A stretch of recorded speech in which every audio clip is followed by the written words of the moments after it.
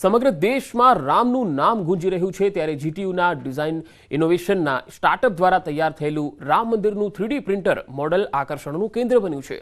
આ મોડલ બનાવનાર જયેશ માહિતકરે અત્યાર સુધીમાં 175થી વધુ મોડલ્સ તૈયાર કર્યા છે। તેઓ 3D printed education learning model બનાવે છે। તેમણે બનાવેલા ઇસરોના PSLV રોકેટ મોડલની પણ ભારે પ્રશંસા થઈ હતી। તો હાલ બનાવેલ રામ મંદિરના મોડલની પણ ખૂબ પ્રશંસા થઈ રહી છે। આ મોડલમાં PLA મટીરીયલનો ઉપયોગ પણ કર્યો છે। અલગ અલગ લેયરમાં બનેલા આ મોડલને બનાવતા 4 થી 5 કલાકનો સમય લાગ્યો।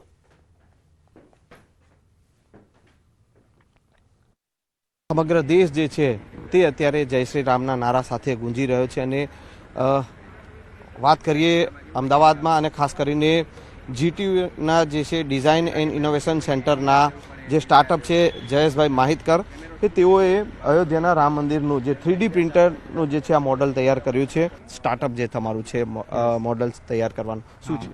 યસ, એટલે અમારું સ્ટાર્ટઅપ જે છે 3D printed learning models, educational learning models અમે બનાવીએ છીએ। બેઝિકલી 3D પ્રિન્ટિંગ એક એવી ટેકનોલોજી છે જેવી રીતે આપણે 2Dમાં PDFમાં પ્રિન્ટ લઈએ તો પ્રિન્ટ આપણને શું મળે છે? કાગળ મળે છે। એવી રીતે 3D કોમ્પ્યુટરમાં જો ડિઝાઇન બનાવીએ છીએ આપણે તો એ ડિઝાઇનને આપણે ફિઝિકલી હાથમાં આપણે લઈ શકીએ છીએ। જયેશભાઈ, આ જે અયોધ્યાના રામ મંદિરનું આ જે તમે મોડલ છે તૈયાર કર્યું છે, કેવી રીતે આખું આ મોડલ જે છે તે તૈયાર કર્યું છે, શું છે?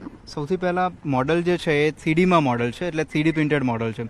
એટલે 3D પ્રિન્ટિંગ એ ટેકનોલોજીનો ઉપયોગ કરીએ છીએ ને જ્યાં સૌથી પહેલાં આપણી પાસે 3D ડિઝાઇન હોવી જોઈએ।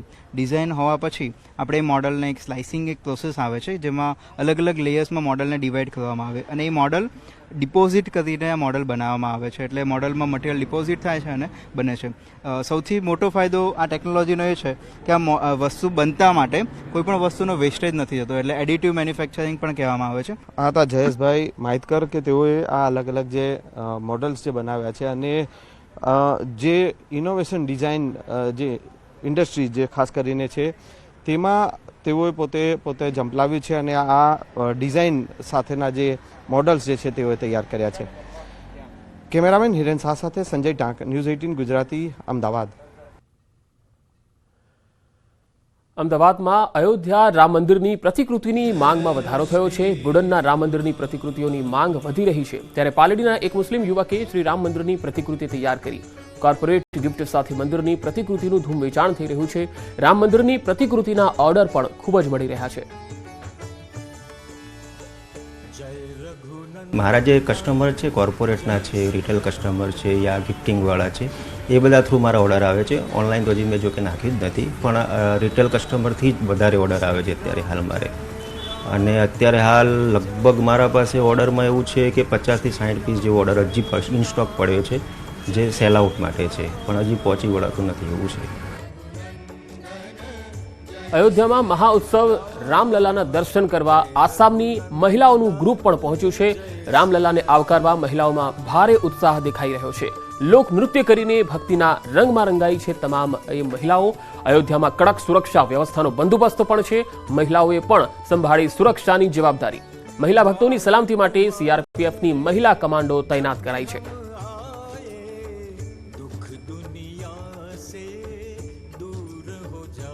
અયોધ્યામાં જ્યાં ભક્તોનો જમાવડો છે ત્યાં અહીંયા સિક્યુરિટીનો જે આખો જે વિભાગ છે તેમાં આપ જોઈ શકો છો કે હવે મહિલાઓએ પણ કમાન્ડ સંભાળી લીધી છે અને તેઓના હાથમાં જે આપણે કહીએ છીએ કે મહિલાઓ હાથમાં વેલણ જોવા મળે છે પરંતુ અહીંયા ગન જોવા મળે છે અને ગન સાથે પણ અહીંયા મહિલાઓ જે છે સિક્યુરિટીમાં અત્યારે તૈનાત થઈ ગઈ છે। લગભગ 50 જેટલી મહિલા કમાન્ડો અહીંયા ઉપસ્થિત છે અને તેઓએ હવે આ બાગડોર સંભાળી લીધી છે અને જેને લઈને એટલા માટે કારણ કે અહીંયા મોટી સંખ્યામાં મહિલાઓ ભક્તો પણ આવી રહ્યા છે, તેમને કોઈ અગવડ ન પડે, ક્યાંક ઝીઝક ના મહેસૂસ કરે તેને લઈને હવે મહિલાઓ અહીંયા ઉપસ્થિત છે અને આપ જોઈ શકો છો કે સવારથી જ હવે તો અહીંયા આ પોઈન્ટ તેમને આપવામાં આવ્યો છે। 50 જેટલી મહિલાઓ છે જેમને અલગ અલગ પોઈન્ટ પર તૈનાત કરવામાં આવી છે। આ લોકોની જે ટ્રેનિંગ હોય છે, હાથમાં ગન પણ છે, રાઇફલ્સ પણ છે અને જે રીતે પુરુષો જે કામ કરી શકે છે, જે ડ્યુટી કરી શકે છે એ જ પ્રકારની ડ્યુટી તેઓ પણ કરતા હોય છે। 1 વર્ષની ટ્રેનિંગ બાદ તેઓ સક્ષમ થઈ જાય છે કોઈ પણ પરિસ્થિતિને કાબૂમાં લેવા માટે। કેમેરામેન પ્રકાશ દેસાઈ સાથે સંધ્યા પંચાલ, ન્યૂઝ 18 ગુજરાતી, અયોધ્યા। દેશ અને દુનિયામાંથી ભક્તો અયોધ્યા નગરીમાં આવી રહ્યા છે અને અહીંયા જોઈ શકો છો કે આસામથી આ મહિલાઓનું ગ્રુપ છે તે આવ્યું છે રામલલ્લાના દર્શન કરવા માટે. જેમ ગુજરાતમાં આપણે ગરબા કરતા હોઈએ છીએ કંઈક એ જ પ્રકારનો ડાન્સ તેઓ કરી રહ્યા છે, 3 તાળીનો, અને તેમની જ ભાષામાં તેઓ એક ગીત ગાઈ અને રામલલ્લાને આવકારી રહ્યા છે, ભજન ગાઈ રહ્યા છે અને તેઓ તે રીતે જ रामनी भक्ति करी रहा है. कहाँ से आए? आसाम से है. अच्छा, और ये आप क्या? सब ग्रुप है मेरा, ग्रुप है भी. और क्या गा क्या रहे हैं आप अभी? बंगाली गाने. बंगाली बंगाली गाने जी. उसका मतलब क्या होता है? मतलब क्या होता है, शादी के टाइम में गाना गाने वाले गान गाती है. राधा के साथ मिलन करने के लिए कुंजों के साथ ये गाना गा रही हूँ. हम लोग अपना कल्चर का है, बंगाली भाषा का. हाँ, जो श्री कृष्ण और राधा का साथ मिलन किया है, इस टाइम में कुंजों में जो आती है वो टाइम में राधा का साथ प्रेम लीला करती है, इसलिए वो गाना हम लोग गा रहे हैं, अपना कल्चर का गाना. તો અહીંયા એ જ ભક્તિમય માહોલ છે અને ભક્તિના ગીત ગાઈ અને રામલલ્લાને આવકારી રહ્યા છે. ભલે આ ભજન કે ગીત કૃષ્ણ ભગવાનનું હોય, પરંતુ જે ઉત્સાહ છે, ઉમંગ છે, તે રામલલ્લાને જ લઈને છે અને તેઓ આસામથી આવ્યા છે આ મહિલાઓનું ગ્રુપ. કેમેરામેન પ્રકાશ દેસાઈ સાથે સંધ્યા પંચાલ, ન્યૂઝ 18 ગુજરાતી, અયોધ્યા. અમદાવાદના રામ ભક્તોએ બનાવ્યો રામ પથ્થર, જે પાણીમાં નાખ્યા બાદ પણ ડૂબતો નથી. અમદાવાદના સાઉથ બોપલ વિસ્તારમાં રહેતા રામ ભક્ત ભાવેશ દવે અને મહર્ષિ દેસાઈ સહિત 11 લોકોની ટીમે રામ પથ્થર બનાવ્યો. ગુજરાતના અંબાજી મંદિર પાસેથી રામ પથ્થર માટે વિશેષ આરસ પહાણ જેવો પથ્થર શોધવામાં આવ્યો. ત્યારબાદ ટેકનિકથી આકાર આપવામાં આવ્યો. લગભગ 500 ગ્રામ વજન ધરાવતા આ પથ્થરને 4 લાખથી પણ વધારે કિંમત ખર્ચીને તૈયાર કરાયો છે. આ રામ પથ્થર પર રામ ભગવાનના જાપ કરવામાં આવ્યા. આગામી સમયમાં આ પથ્થર અમદાવાદથી અયોધ્યા જશે.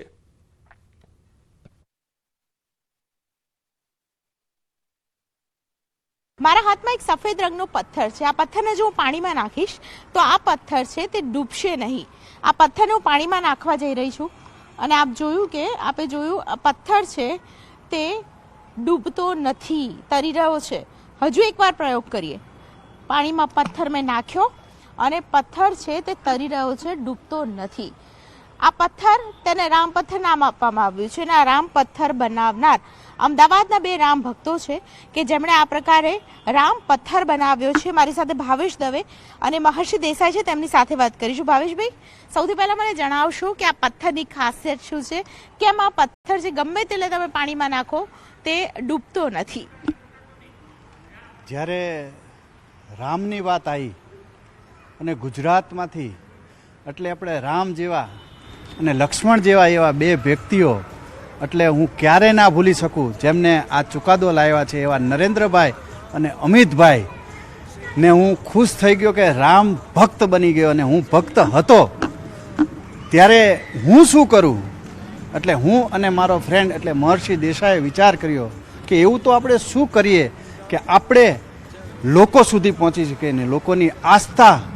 જે રામાયણમાં વાંચતો તો હું પણ વાંચતો હતો ને લોકોએ પણ વાંચેલું છે, ત્યારે એ પથ્થર એક હતો કે જે રામના નામે તરી ગયો હતો. તો અમારો વિષય આ નથી, પણ વિષય બનાવવામાં આવ્યો. 2023ની અંદર અમે વિચાર કર્યો કે આપણે શું બનાવીએ, પથ્થર બનાવીએ. તો પથ્થર વિશે તો કંઈ જ્ઞાન હતું નહીં, એટલે MP ગયા, રાજસ્થાન ગયા, ગોવા ગયા, જ્યાં જે વ્યક્તિએ કીધું ત્યાં ગયા, પથ્થર લાયા, પણ કોઈ તરે નહીં. તો આવો તો પથ્થર ક્યાં મળશે? પથ્થરની જે ટેકનિક છે બનાવવાની તે તો આપની પાસેથી જાણીશ, પરંતુ આ રામ પથ્થર શોધવાની જે કવાયત જે ભાવેશભાઈએ કીધી, મને એ જણાવશો કે આ રામ પથ્થર હવે બની ગયો છે, તેનું કરશો શું? અમે આ રામ પથ્થર દરેક ઘરે દરેક રામ ભક્તો સુધી પહોંચાડવા માંગીએ છીએ. આવનારા સમયમાં અમે અત્યારે આ સંશોધન કરીને એક પથ્થર ડેવલપ કર્યો છે જે રામ નામ પર તરી રહ્યો છે. ત્યારે અમે આને ભવિષ્યમાં પ્રોડક્શન કરી શકીએ અને પ્રોડક્શન વધારીને દરેક ઘરે મોકલી શકીએ એવી અમે કવાયત હાથ ધરીશું. એનું ડેવલપમેન્ટ પણ ચાલુ છે. ભાવેશ દવે અને ખાસ કરીને મહર્ષિ દેસાઈ જેમણે રામ પથ્થર વિશે વાત કરી. આવા રામ પથ્થર અનેક બનશે, અમદાવાદમાં તેનું પ્રોડક્શન થશે અને ઘરે સુધી આ રામ પથ્થર છે તે પહોંચશે. ખાસ કરીને તેમણે કવાયત શરૂ કરી દીધી છે. આ પહેલો એવો રામ પથ્થર જે બનાવવામાં આવ્યો છે જેને અમદાવાદથી અયોધ્યા પણ આગામી દિવસમાં લઈ જવામાં આવશે. કેમેરા પર્સન અમિત શર્મા સાથે દીપિકા કુમાર, ન્યૂઝ 18 ગુજરાતી, અમદાવાદ. આગળ વધુ સમાચારો જોઈશું. હાલ રોકાઈશું એક બ્રેક માટે.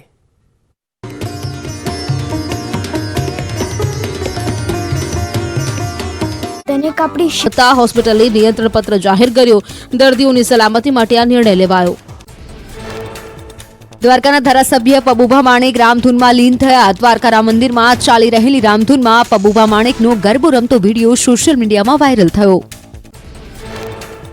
નડિયાદના ધારાસભ્ય પંકજ દેસાઈએ દુકાનદારને કરાવ્યું સ્વચ્છતાનું ભાન. જાહેરમાં કચરો નાખતા વેપારીને ઠપકા સાથે સ્વચ્છ નડિયાદનો આપ્યો સંદેશ.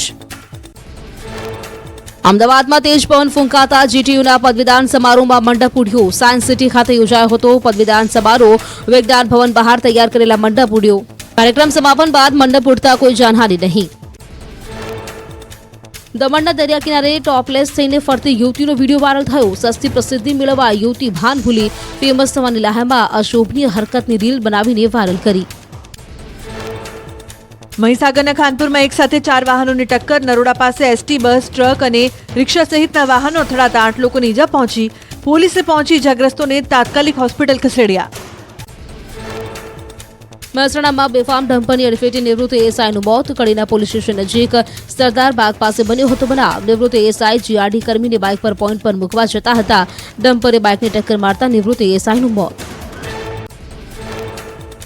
જેતપુરમાં રોડ ક્રોસ કરી રહેલા રાહદારીને બાઇક ચાલકે ટક્કર મારી. બાઇકની ટક્કરથી રાહદારી ઇજાગ્રસ્ત, જ્યારે બાઇક ચાલકનું ઘટના સ્થળે જ મોત થયું. પાટણના હારીજમાં રખડતા ઢોરે વધુ એક યુવાનનો જીવ લીધો. રસ્તા વચ્ચે ઢોર આડે આવતા બાઇક ચાલકને અકસ્માત નડ્યો. ઢોર સાથે બાઇક અથડાતા બાઇક ચાલકનું મોત થયું અને એક યુવકને ગંભીર ઇજા. પોરબંદર મધદરિયે મદદ માટે પહોંચ્યું ભારતીય કોસ્ટગાર્ડ. દરિયામાં ઇન્ડોનેશિયન મર્ચન્ટ શિપના ક્રૂ મેમ્બરની તબિયત લથડતા સારવાર અપાઈ. વધુ સારવાર માટે ક્રૂ મેમ્બરને વેરાવળ ખસેડાયા. આણંદના ઉમરેઠોડ ચોકડી પાસે ટ્રક ચાલકે બાઇક ચાલકને અડફેટે લીધો. બાઇક પર સવાર મહિલાનું ઘટના સ્થળે જ મોત થયું. લોકોના ટોળાએ ઉમરેઠ ટ્રાફિક પોલીસ પર રોષ ઠાલવ્યો. રાજકોટમાં 55 વર્ષીય વ્યક્તિને હાર્ટ એટેક આવ્યો. એસ્ટ્રોન ચોક પાસે ચાલુ કારમાં યુવકને હાર્ટ એટેક આવ્યો. સ્થાનિકોએ યુવકને સારવાર માટે હોસ્પિટલ ખસેડ્યો. ઝઘડિયાના વડિયા ગામ નજીક ટ્રેક્ટરે પલટી મારી. ટ્રેક્ટર પલટતા 3 લોકોના મોત અને 12થી વધુ લોકો ઘાયલ. ઇજાગ્રસ્તોને સારવાર માટે હોસ્પિટલ ખસેડાયા. ધાર્મિક પ્રવાસે જઈ રહેલા ભક્તોને નડ્યો અકસ્માત. વડોદરાના પાલિકા તંત્રની વધુ એક શરમજનક કરતૂત સામે આવી. બોટ દુર્ઘટનામાં 14 માસૂમોના ભોગ લેવાયા, પરંતુ તંત્રને નથી કોઈ અસર. પાલિકાની મુખ્ય કચેરી અને મેયરની ઓફિસોમાં થઈ રહ્યું છે રંગરોગાન. વડોદરાના હરણી બોટ દુર્ઘટના પ્રકરણમાં તપાસનો ધમધમાટ. ન્યૂ સનરાઇઝ સ્કૂલ અચોક્કસ મુદત માટે બંધ કરાઈ. સ્કૂલ મેનેજિંગ ડાયરેક્ટરે નિર્ણય લીધો. વાલીઓએ સ્કૂલ સામે કાર્યવાહીની માંગ કરી. વડોદરાના હરણી બોટ દુર્ઘટનામાં ઝડપથી સહાય ચૂકવવા આદેશ. પીએમ મોદીના આદેશ બાદ કલેક્ટરે બેઠક બોલાવી ઝડપથી સહાય ચૂકવવાની કામગીરી શરૂ. દુર્ઘટના બાદ વડોદરા મનપા એક્શન મોડમાં. વડોદરા જિલ્લામાં ચાલતી તમામ રાઇડો, વોટર એક્ટિવિટી બંધ કરવા આદેશ. કોટિયા પ્રોજેક્ટ નિષ્કાળજીને લઈને કોન્ટ્રાક્ટ રદ કરાયો. બોટ દુર્ઘટના કેસમાં પોલીસની ભીંસ વધતા આરોપીઓ ભૂગર્ભમાં ઉતર્યા. કંપનીના કેટલાક ભાગીદારો ગુજરાત બહાર ભાગ્યા હોવાની પોલીસને શંકા. ક્રાઇમ બ્રાન્ચની ટીમોને ગુજરાત બહાર રવાના કરાઈ. બોટકાંડમાં ધરપકડથી બચવા અને રાજ્યોમાં આશરો લેવાની કોશિશ. આરોપીઓને કોઈપણ ભોગે ઝડપી પાડવા પોલીસે ચક્ર ગતિમાન કર્યા. અન્ય રાજ્યોની પોલીસની પણ મદદ લેવાશે. વડોદરાની દુર્ઘટનામાં પોલીસે પરેશ શાહ અને નિલેશ જૈનને આરોપી બનાવ્યા.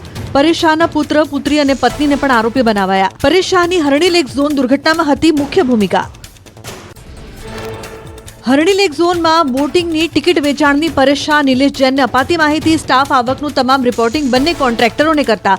નિલેશ જૈનની ડોલ્ફિન કંપનીને અપાયો હતો પેટા કોન્ટ્રાક્ટ. દુર્ઘટનાના આરોપી નયન પાસે બોટ ચલાવવાની ન હતી તાલીમ. કમિશનરના જણાવ્યા મુજબ હેલ્પરને પણ સ્વિમિંગ ન આવડતું હોવાનો ખુલાસો. ગઈકાલે પકડાયેલા આરોપીઓના મોબાઈલની પણ તપાસ કરાઈ. પોલીસે પાસપોર્ટ ઓફિસની મદદ લઈ આરોપીઓ સામે લુકઆઉટ નોટિસ કાઢી. કેસમાં સ્પેશિયલ પબ્લિક પ્રોસિક્યુટર પણ નીમવાનું કમિશનરે જણાવ્યું. બેદરકારીના પુરાવા લેક ઝોનથી પોલીસે એકત્રિત કર્યા.